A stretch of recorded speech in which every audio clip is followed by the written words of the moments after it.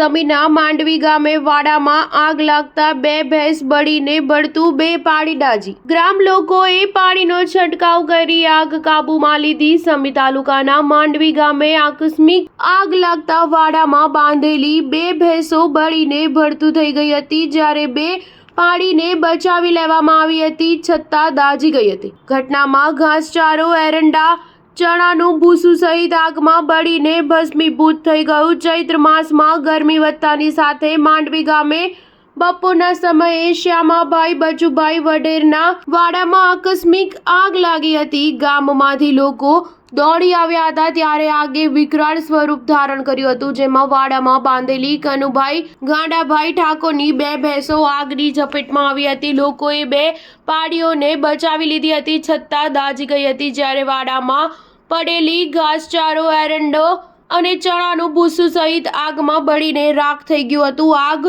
આગળ વધે નહીં તે માટે જેસીબી મશીન મારફતે વાડ દૂર કરી દેવામાં આવી હતી। લોકોએ આસપાસના વાડામાંથી પાણી લાવી આગ પર છંટકાવ કર્યો હતો। 2 ટેન્કર પાણી છાંટ્યા બાદમાં આગ પર કાબુ આવ્યો હતો। ઘટનાને પગલે પ્રાંત અધિકારી, મામલતદાર, પોલીસ સહિતના તંત્રના અધિકારીઓ ગામમાં દોડી આવ્યા હતા। બાદમાં ફાયર ફાઈટર પણ પહોંચ્યું હતું। Star news 7 Patan.